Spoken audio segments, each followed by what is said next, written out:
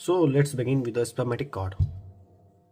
आपने जब इंग्वानल कनाल पढ़ा होगा, उसके इंग्वानल कनाल के कंटेंट में मेल में दो चीज़ होता है, one is spermatic cord and the one is ilioinguinal nerve.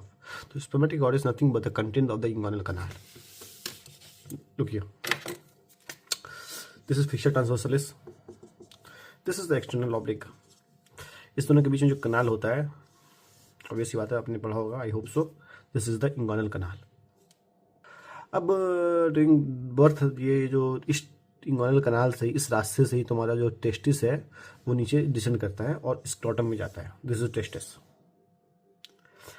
अब जब ये टेस्टिस तुम्हारे कनाल से आया, इंग्वानल कनाल से आया, अब टेस्टिस को ब्लड सप्लाई भी चाहिए, लिम्फेटिक ड्रेनेज भी चाहिए, वेनस ड्रेनेज भी चाहिए, नर्व सप्लाई भी चाहिए। ये सब चीज़ जो है, जो टेस्टिस को सप्लाई करता है, ये सब भी तुम्हारे इंग्वानल कनाल से ही आता है।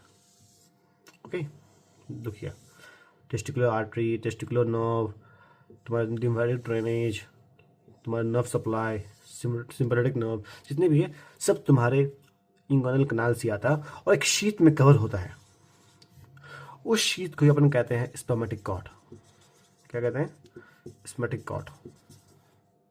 So what I can say, collection of the structure passing through the inguinal canal from abdomen to testis. Abdomen to testis या scrotum. What is this? This is your inguinal canal. अब वहाँ से तुम्हारा टेस्टिस डिसेंड किया, this is your testis. अब testis को supply कर रहा है तुम्हारा बहुत सारे स्ट्रक्चर, जैसे आर्टरी, वॉश डिफरेंस भी होता है तुम्हारा, then testicular nerve, sympathetic nerve, जितने भी है वो सब यहीं से पास करते हैं फ्रॉम द इंग्वानल कनाल। एक कॉमन शीट में होता है, कॉमन कवरिंग इसका होता है, that's called the spermatic cord, together known as spermatic cord. Spermatic cord तुम्हारा ट्रैवल किया फ्रॉम एब्डोमेन टू स्क्रोटम। जो ये इसका जो कवरिंग है, जो एक कॉमन शीट जो बोला मैंने, जो कॉमन शीट में कवर होता है, वो कवरिंग तुम्हारा 3 लेयर का होता है। कैसे होता है? Let's see. जब मैं इस पोर्शन से ट्रांसवर्स इसको ऐसे काटा, ऊपर से देगा, इसका ट्रांसवर्स सेक्शन लिया तो आपको कुछ ऐसा दिखेगा। जो तुम्हारा स्पर्मेटिक कॉर्ड का कवरिंग है वो टोटल 3 लेयर में है। पहला is known as external spermatic fascia, उसके अंदर क्रीमेस्ट्रिक फेशिया, उसके अंदर internal spermatic fascia. External, cremasteric and internal. अब ये बनता कैसे है? Look, this is the external oblique muscle, internal oblique muscle, transverse abdominis and fascia transversalis, ये वाला ग्रीन वाला, ठीक है। जैसे ही तुम्हारा स्पर्मेटिक कॉर्ड नीचे गिरता है, फर्स्ट ऑफ ऑल इसने फेशिया ट्रांसवर्सलिस लेयर है, उसका भी कुछ पोर्शन नीचे लेके आ गया, ठीक है। उसका कुछ पोर्शन नीचे लेके आ गया। दो ग्रीन वाला दिख रहा है, ये वाला ग्रीन, दिस वन, ये वाला ग्रीन, दिस इज, एंड जो ये बनाता है तुम्हारा internal spermatic fascia. Internal spermatic fascia is nothing but derived from the fascia transversalis, और फेशिया ट्रांसवर्सलिस हो गया। अब ट्रांसवर्स एब्डोमिनल से कुछ नहीं आता, दिस इज देन। उसके बाद क्या होता है? Internal oblique. अब इंटरनल ऑब्लिक जैसे इसने नीचे गिरा तो इसने मसल को भी लेकर साथ चला, तो इंटरनल ऑब्लिक का भी जो एक्सटेंशन है वो बनेगा तुम्हारा, जो ब्लैक में दिख रहा है, that is from the cremasteric fascia, middle वाला। उसके बाहर क्या होता है? External oblique. अब एक्सटर्नल ऑब्लिक मसल है, जैसे इसने स्पर्मेटिक फेशिया नीचे गिरा, स्पर्मेटिक कॉर्ड सॉरी नीचे ही गिरा, तो तुम्हारा एक इसका एक्सटर्नल ऑब्लिक का तुम्हारा लेयर को भी नीचे ले गया। और ग्रीन में, जो ग्रीन में दिख रहा है आपको, this is nothing but a external spermatic fascia. तो मैं कह सकता हूँ जो external spermatic fascia, it is drive from the external oblique muscle. तो एक्सटर्नल स्पर्मेटिक फेशिया किससे बना है? It drive from the external oblique muscle या अपोन्यूरोसिस। क्रीमेस्ट्रिक फेशिया किससे बना है? इंटरनल ऑब्लिक से। और इंटरनल स्पर्मेटिक फेशिया किससे बना है? फेशिया ट्रांसवर्सलिस से। Now let's talk about the content of the spermatic cord. Content की बात करूंगा, सबसे पोस्टीरियर साइड में होता है तुम्हारा वॉश डिफरेंस। सबसे पोस्टीरियर साइड में होता है वॉश डिफरेंस, मतलब ये पोस्टीरियर है, ये पोस्टीरियर है, ये एंटीरियर है। तो सबसे posterior side will be your vas deferens, that's known as ductus deferens also. उसके बाद 3 आर्टरीज होता है। पहला है तुम्हारा आर्टरी टू वॉश डिफरेंस, जो वॉश डिफरेंस के पास होगा।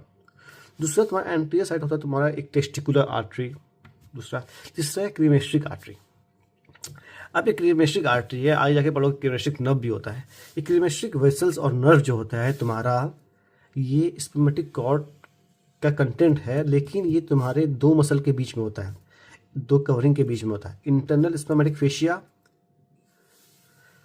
और क्रीमेस्ट्रिक फेशिया के बीच में होता है तुम्हारा क्रीमेस्ट्रिक वेसल एंड नर्व। बाकी सब सबसे अंदर होगा, बस इसको छोड़ के, किसको छोड़ के, क्रीमेस्ट्रिक वेसल और नर्व को छोड़ के, ये दोनों तुम्हारे 2 लेयर के बीच में होगा। Got it.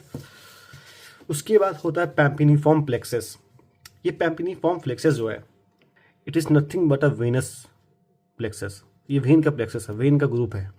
ये वेन का ग्रुप है जो तुम्हारे किसके अराउंड होता है, तुम्हारे टेस्टिकुलर आर्टरी के अराउंड होता है। मैंने यहाँ से लिया सेक्शन, यहाँ पे दिख रहा है आपको। जैसे ये तुम्हारा पैम्पिनीफॉर्म प्लेक्सस तुम्हारे सुपरफिशियल इंग्वानल रिंग के ऊपर जाएगा, ये कंबाइन हो जाता है, कंडेंस हो जाता है और फॉर्म करता है तुम्हारा टेस्टिकुलर वेन। ठीक है, तो ये कुछ नहीं है, बस टेस्टिकुलर वेन ही है। ठीक है, जो कवर करता है तुम्हारे पूरे टेस्टिकुलर आर्टरी को। इसका मेन फंक्शन इज ये it exchange the heat from the testicular artery.